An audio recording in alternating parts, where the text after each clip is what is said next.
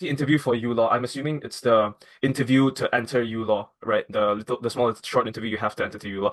Okay, for that interview, this is what I went through, and I think it'll be similar. It's a very easy interview, and a lot of people are very afraid that the interview you have to give at U Law is going to be very legally charged. You have to give certain legal points. You do not need to know any legal knowledge at all to do the interview. Like you don't even have to graduate with a law degree to do the interview. I'm very honest, because it's more of a how well can you speak. And for me, for example, the process I went through was I was given a set of papers. I joined the Zoom call, and I was given a set of papers which I had to. They gave me 30 minutes to read it, and then after that, the examiner, a single person, will come over and ask me some questions.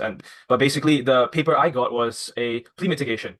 And I'm not sure if any of the students here have done a plea mitigation, but I think Naveen and Stephen have definitely done or at least know what a plea mitigation is. And in my opinion, it's relatively easy exercise that I think anyone can do. It's more of a training of how well can you speak, and that is what U-Law is trying to gauge here. Not how much you know about the law, but how well are you able to convey and empathize and communicate yourself. Basically, that's the first part of the interview. Basically, it's the plea mitigation, and after that, after the plea mitigation, the judge or the examiner will then end the plea mitigation section, and he will move on to certain questions. I would say these questions are pretty weird, but it's mostly I would say like I said, to gauge how well you speak.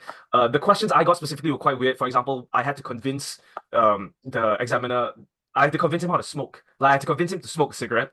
Even though he's never smoked in his life. He also asked me certain things about like, oh, how would you solve cyberbullying? Why is cyberbullying good? Why is cyberbullying bad? Questions that you will never really ask yourself, especially like the convince someone to smoke and why is cyberbullying good? Why is something inherently bad? You have to argue it to say that it's good. For example, that's something they would ask you. So expect weird questions and expect a plea mitigation if everything is still stays the same. But yeah, it's pretty easy. I wouldn't stress about the interview at all. Genuinely, it's just a test on advocacy. Thank you.